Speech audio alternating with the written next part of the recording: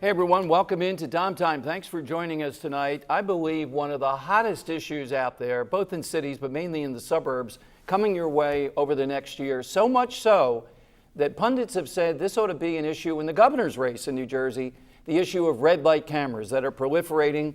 Started in Washington, D.C. They then moved to Philadelphia in a huge way, and now we're seeing them all over the suburbs and in South Jersey. Red light cameras where in Philadelphia you can get a $100 ticket. New Jersey, it's $75 or $85. They're a little bit more lenient, if you will. Joining us tonight to talk about both sides of this are Robert Strauss. Robert is a columnist for the Philadelphia Daily News. We welcome him back. And Andy Hatchadarian. Andy is the editor of the Daily Local News out there in Westchester, right there in suburbia, both of you. Robert, why would a smart guy like you be in favor of the red light cameras? Well, I'll tell you. I guess the genesis of it was being run into by a woman who ran a stop sign. Now, I realize it's not a stop light, but a stop sign. Sort of oblivious. So, there are instances where I could be against them. But in general, I feel that as more and more people are into social media, more and more people worry about texting or cell phones and everything, the distraction is just so great. And I think the threat of the ticket may be better than the ticket itself. And Andy, you're out there in a land where there's a lot of commuting and all that, Westchester growing, et cetera. Why are you against it? I basically just believe that this is a total money ploy. This is a way to generate revenue. Philadelphia, and I think in 2012, it was nearly $5 million. Florida, $62 million. It's definitely a money generator, and I'm not sure I've seen the evidence. If it makes it safer, though, what's the problem? I'm not sure it really makes money. it safer because everything I've read all along indicates that people are going to do one of two things. They're going to blow through what they perceive as a coming on red light and cause an accident, or they're slamming on their brakes and someone's going to hit them in the rear end, and then we have accidents.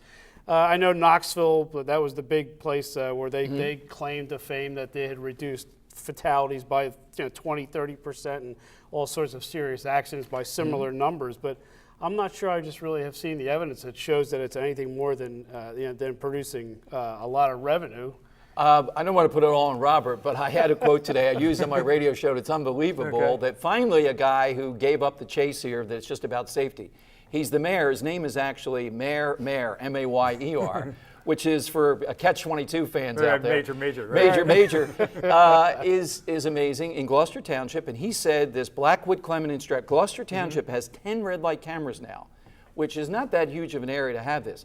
He said not only will it increase safety, that's sort of the major thing, but this has become a ghost town. People don't slow down and shop here. This will slow them down and we'll see the stores here. Oh, that's an interesting... So what I mean is I'm getting at the idea that this is not about safety. And Gloucester Township, I think, brought in $1.3 million in profit, aside from the red light camera country, in just 1 year. Well, I'm not saying that they wouldn't. I was walking in Philly the other day, and I happened to focus on the camera, the speed gun in the officer's car on South Street, where of course nobody's speeding. Right. But I don't think that people are not trying to catch speeders and make money anyway. I don't know why this would be any more a revenue generator than why is this more odious? So they're making money on top of it. It's a good. It's a double good. The little difference here, I believe, is that somebody has to pay for the cameras. Right. These aren't free. Right. These cost thousands of dollars, probably a piece to operate, and so the incentive is really to catch people, because if everyone all of a sudden starts obeying the traffic signals, not going through red lights, they're not generating any revenue, and then they're not paying for the cameras. I would add, and I don't know if you want to defend this, Robert, but we've had a lot of people on experts. One guy's an assemblyman in North Jersey who's crazed over this show. I think he sees it to get statewide recognition. And he actually went out and he timed these things, and the information that comes back, these are with engineers, that a significant number of the tickets are happening 0.1 or 0.2 past the light turning red. Okay. 0.1, so a tenth of a second. Oh, 0.1, I thought you meant the first light. No, 0.1, so I should have said it this way, a tenth of a second to 0.2 of a second, that's who's getting the lion's share of these tickets. Now, I would argue these are not maniacs going through. They're people like maybe all three of us that get caught in a dilemma here. Well, I guess my point would still go back to they're still looking for, they're still going to look for, if it's just about revenue, there's ways to get revenue without red light cameras. I mean, like I said, the guy in Philadelphia has got his. So it's speed gun. well-intentioned, is Yeah. what you're arguing. It's not solely about revenue. There is a well-intentionality here. I see. I guess I'm the one who disagrees. I mean, again, as other articles I've read, I mean, what's the point of having unmarked police vehicles? I mean, But these are police there's chiefs that are saying it, there's though, really, that I they're don't doing. see. I don't see the intention to really change behavior, because if they wanted people to change their behavior, they certainly would. The timing of yellow to red. There's all sorts of nuances that go into this, and really, when you shorten that time span between yellow to red, you're going to nab a lot more people. And that's a lot of people's gripe, is that you have to give people enough time to clear that intersection. Well, you're a pretty cynical guy, aren't you? Well, You're saying these you know police. what? No, wait, do you think I got these police- tagged with one. So Oh, okay. I know. did too in Philadelphia. Robert, have you ever got one? No, not. Aha! See, so we're the two guilty parties here. That's why we're going down this path. But to the point, though, you think the police chiefs really would be in on this? That it's mainly about revenue?